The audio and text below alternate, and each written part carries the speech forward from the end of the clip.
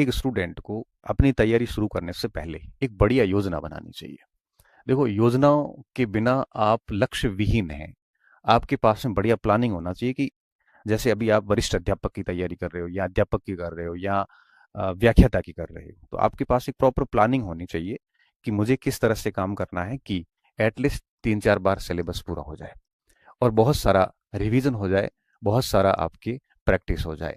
ये सारी चीज़ें आपको पहले से एक बढ़िया से योजना बनानी है। देखो, योजना बनाएंगे तभी अपन योजना लागू कर पाएंगे। अगर योजना बनाई ही नहीं है तो लागू क्या कर पाओगे? भले ये योजना आप दिमाग में बनाओ। जैसे जैसे मैं मान लो फर्स्ट ग्रेड की तैयारी कर रहा होता अभी या सेकंड ग्रेड की कर रहा होता, तो मुझे पता मेरे पास में अभी 7 महीने हैं या 8 महीने हैं या 4 महीने हैं।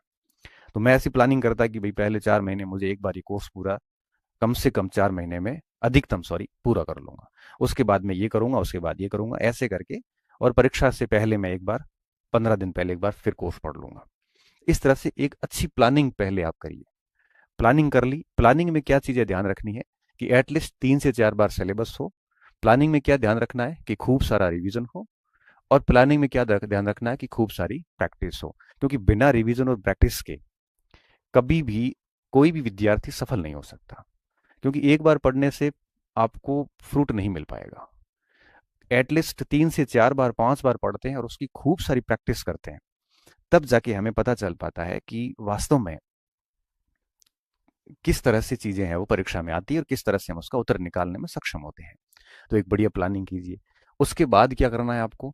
अच्छे से पाठ्यक्रम का हर एक पॉइंट याद कीजिए कि पाठ्यक्रम में क्या है और क्या नहीं है। हमें टेक्निकल टीम कई बार बताती है कि सर, 10 में से 5-6 फोन ऐसे होते हैं बच्चों के, कोर्स लिए हुए बच्चों के, जिनको ये नहीं पता कि सिलेबस क्या है। मुझे बड़ा दुख होता है कि आप व्याख्याता की तैयारी कर रहे हैं, आप वरिष्ठ अध्यापक की तैयारी कर रहे हैं और आपको नहीं पता कि सिलेबस में क्या है और क्या नहीं। पाठ्यक्रम अच्छे से पता हो और उसके बाद में एक सीमित सी लिमिटेड सामग्री जो है वो आप जो है वो आपके यूं कहिए कि सामग्री हो। और सामग्री कैसी हो? बहुत लिमिटेड हो। बहुत अधिक सामग्री नहीं, बहुत लिमिटेड सामग्री हो। कम से कम सामग्री आपके पास में होनी चाहिए ताकि आप उसको रिवीजन कर सको। तो देखो, पाठ्यक्रम बढ़िया पढ़ लिया, सिलेबस पढ़ लिया और उसकी सामग्री को चयन कर लिया, फिर भटकना नहीं है। क्योंकि आप कहीं पे भी जाओगे ना, जैसे लाइब्रेरी चले गए, लाइब्रेरी में पास बैठा हुआ बच्चा जो है वो आपको भटका देगा। वो कहेगा ये किताब काम की नहीं है, आप ये लेके आ जाओ। क्यों? वो कौन तय करने वाला? वो तो खुद संघर्ष कर रहा है। उसको तो खुद को नहीं पता कि परीक्षा कैसे पास करनी है। और अगर मान लो कर भी ली है तो जरूर थोड़ी किसी ने परीक्षा पास कर ली वो सबसे वो बताएगा, वो सारा सही बताएगा। हमने तो टॉपर्स को बिकते हुए देखा है। यहाँ तक कि लोग सिलेक्शन के बाद अलग भाषा बोलनी शुरू कर देते हैं, पढ़ते कहीं और से, बताते कुछ और है। और मैंने चयनित स्टूडेंट्स जितने भी हुए हैं, हम बहुत नज़दीक से उनको नोटिस करते हैं। हम देखते हैं कि पढ़ क्या रहे होते हैं, नौकरी के बाद वो क्या अलग ही बताते हैं। तो क्यों भरोसा करना किसी के ऊपर? आपने अगर सामग्री अपनी चयन कर ली है तो उसको भगवान मानिए और उसके ऊपर आप अंधे तरीके से लग जाइए। फिर अगर आप डाइवर्ट होते हैं, कोई भी आके एक लाइब्रेरी में आपके सहपाठी आपको डाइवर्ट कर रहा है, तो फिर हो गया काम। आप परिपक्व और समझदार विद्यार्थी तो नहीं है। ये कर लिया। उसके बाद क्या करना है? फिर उसके बाद इस योजना को लागू करना है और इतना तरीके से करना है कि आपकी योजना जो है वो ढंग से लागू हो। और अगर ढंग से योजना लागू हो गई, परीक्षा तक लगे रहना है, तो निश्चित तौर पे आप सफल हो जाओगे। और जितना इस मार्केट से दूर रहेंगे उतना आपको फायदा होगा। अब इन सब चीजों के साथ साथ में और क्या बातें ध्यान रखनी है, ये तो आपको करना ही है। इसके अलावा हर दिन जब प्लानिंग करो तो हर दिन कौन सी और बातों को ध्यान रखना है। जैसे आ, सबसे पहले होता है पाठ्यक्रम को पूरा पढ़ना, पाठ्यक्रम पूर्ण करना। लिमिटेड सामग्री से आपने पाठ्यक्रम पूर्ण किया, आपका दिन का हिस्से में कम से कम पाठ्यक्रम पूर्ण करना ये तो होना ही चाहिए। अब जैसे सुबह उठे, 5-6 घंटे आपने बढ़िया से सिलेबस पढ़ा। अब एटलीस्ट दिन में 1-2 घंटे प्रैक्टिस होनी होनी चाहिए। हर दिन पाठ्यक्रम पढ़ने के साथ साथ 1-2 घंटे, एटलीस्ट 1-2 घंटे प्रैक्टिस होनी चाहिए। इस हेतु आपको क्या करना है? पीवाई क्यूज ले आओ, बहुत सारे प्रीवियस ईयर्स क्वेश्चंस जितने भी आते हैं मार्केट से ले आओ। और हर दिन एटलीस्ट 1-2 घंटे आपको क्या करना है? एक एक प्रश्न लिया और उसके ऊपर एनालिसिस करना है। देखो, सॉल्व नहीं करना, एनालिसिस। एनालिसिस का मतलब क्या होता है? एनालिसिस का मतलब होता है कि जैसे प्रश्न आपने पढ़ा, प्रश्न पढ़ने के बाद पहले ऑप्शन मत देखो, आप खुद से आंसर निकालने की कोशिश करो कि इसका उत्तर क्या है।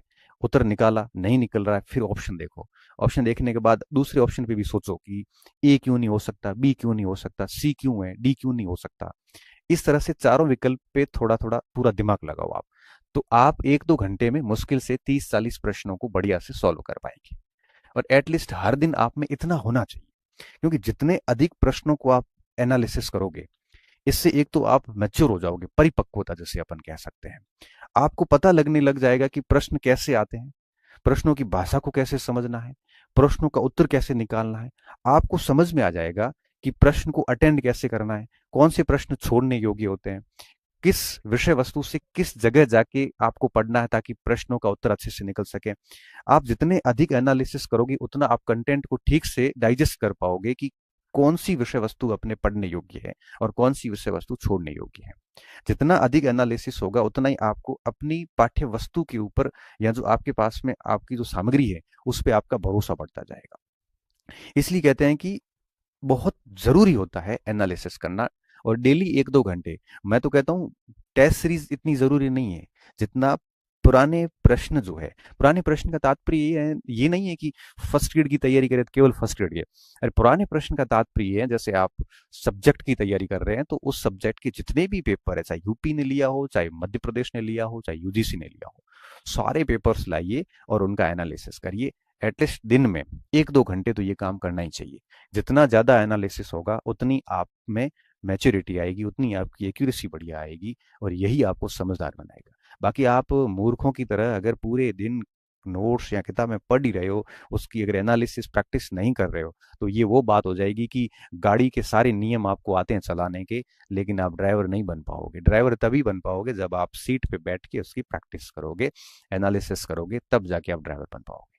स्विमिंग के नियम मुझे सब पता है, लेकिन मुझे स्विमिंग नहीं आती। क्यों नहीं आती? क्योंकि उसकी प्रैक्टिस नहीं है। इंग्लिश की ग्रामर के रूल्स हमें पता है, लेकिन हम इंग्लिश नहीं बोल सकते क्योंकि हमारी वो प्रैक्टिस नहीं है। वो सेम बात यहाँ पे भी लागू होती है। अब क्रिकेट के नियम पता होने से आप अच्छे क्रिकेटर नहीं हो सकते। उसी भांति अगर आपको अच्छा करना है एग्जाम हॉल में, तो पढ़ने के साथ साथ में प्रैक्टिस करना बहुत जरूरी है। और प्रैक्टिस पीवाई क्यूज कीजिए, जितने भी पीवाई क्यूज मार्केट में आते हैं आप अपने रूम में रखिए, और जैसे ही टॉपिक पूरा हुआ आप ये काम दिन में, मैंने कहा दिन में 3 चीजें जरूरी है। एक तो ये पाठ्यक्रम पूर्ण करिए, आप अपने रणनीति से चलिए कि भाई 2 घंटे ये पढ़ रहे हैं, 3 घंटे वो पढ़ रहे हैं, वो ठीक है, चल रहा है। मेजोरिटी ऑफ टाइम इसको दे दो, 5-6 घंटे दे दिए, बट 1-2 घंटे आपको पीवाई क्यू को देने हैं। अब आप मुझे कहोगे कि सर पीवाई क्यूज हम कर लेंगे, हम सर एनालिसिस भी कर लेंगे और हम ये सब चीजें कर लेंगे, लेकिन कौन सा पीवाई क्यूज करें? जिस सुबह जैसे आपने इतिहास पढ़ा है, इतिहास में आपने जैसे मिडाइवल पढ़ा है, तो शाम को एनालिसिस मिडाइवल का ही करें या किसका करें? तो मेरी रणनीति ये रहा करती थी, जैसे मान लो कि जनवरी है, जैसे मान लो, ठीक है, और जनवरी में जैसे मैंने आधुनिक भारत और विश्व इतिहास पढ़ा, और फरवरी आया, फरवरी में जैसे मैंने मध्यकाल शुरू किया मान लेते हैं, तो मैं फरवरी के अंदर जो एनालिसिस करूंगा वो करूंगा आधुनिक भारत और विश्व का। क्यों? क्योंकि मेरे वो पूरा पढ़ा हुआ है, मैं पूरी फरवरी उसका एनालिसिस करता रहूंगा। इससे क्या होगा?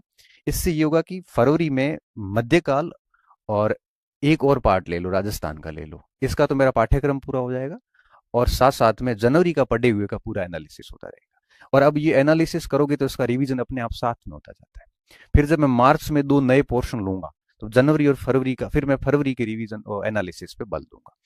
इससे क्या होता है कि आप एनालिसिस प्रश्नों का जब करते हो, तो जो आप पूरा पोर्शन पढ़ चुके हैं, जो छोड़ चुके हैं, जैसे मान लो कि पॉलिटिकल साइंस, जैसे कोई आरएस की तैयारी कर रहा है, अब जैसे वो, जैसे अभी अक्टूबर का महीना चल रहा है, अक्टूबर में वो भूगोल और इकोनॉमिक्स पढ़ रहा है, सितंबर में मान लो उसने पॉलिटिकल साइंस पढ़ के छोड़ दिया, तो अक्टूबर में जरूरत इस बात की रहती है कि अक्टूबर के अंदर वो पॉलिटिकल साइंस का एनालिसिस करे, प्रश्नों को मिलाए।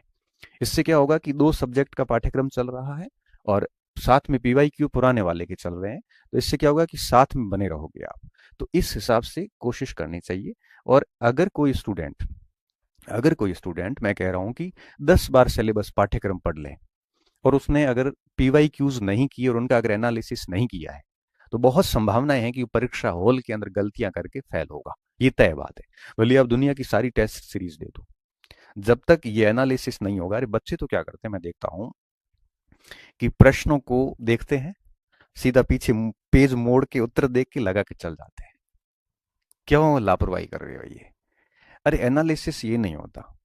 प्रश्न के ऊपर जान लगाइए आप उत्तर निकालने की, तभी समझदारी आएगी, तभी दिमाग के ऊपर जोर डाला जाएगा कि क्या क्या चीजें याद करने की कोशिश की जाएगी। और आज की तारीख में मैं हमेशा कहता हूं कि मेहनती बच्चों की कोई कमी नहीं है। आपकी मेहनत पे मुझे कोई डाउट नहीं है, बट मुझे डाउट इस बात का कि आप ये चीजें नहीं करते। ये चीजें आप नहीं करते। और मैं बताऊं, हम लोग जब तैयारी करते थे, मेरा जो ग्रुप पढ़ता था, ईमानदारी से कह रहा हूं, हम लोग ऐसा कोई दिन नहीं जाता था जिस दिन 20-30 प्रश्नों का बढ़िया से डिटेल्ड एनालिसिस नहीं किया हो। जैसे कोई सिंपल प्रश्न आ गया हमारे सामने, तो वो भी देखते थे कि इसके उत्तर में ये क्यों नहीं है, ये क्यों है। एक एक ऑप्शंस के ऊपर पूरी माथापौड़ी करते थे, 5-7 मिनट एक ऑप्शन को देते थे। और एक परिणाम ये निकलता था कि 1-1.5 घंटा, वो 1-1.5 घंटा कौन सा लेते थे हम? भोजन बनाते वक्त ले लिया, या बहुत पढ़ाई में मन नहीं था उस समय, या फिर खेल के आए थे या खेलने जा रहे हैं उस समय, थोड़ा 1 घंटा पहले मन नहीं है पढ़ने का, उस समय हम एनालिसिस का काम करते थे। और एनालिसिस के लिए हमने तय कर रखा था कि जो पोर्शन हम पूरा पढ़ के साइड में रख चुके उन्हीं को एनालिसिस करेंगे।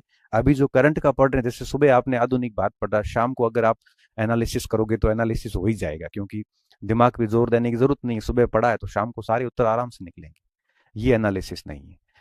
जनवरी का पढ़ा हुए का एनालिसिस फरवरी में करो, और फरवरी वाले का एनालिसिस मार्च में करो, और मार्च में जो पढ़ रहे हो उसका एनालिसिस अप्रैल में करो।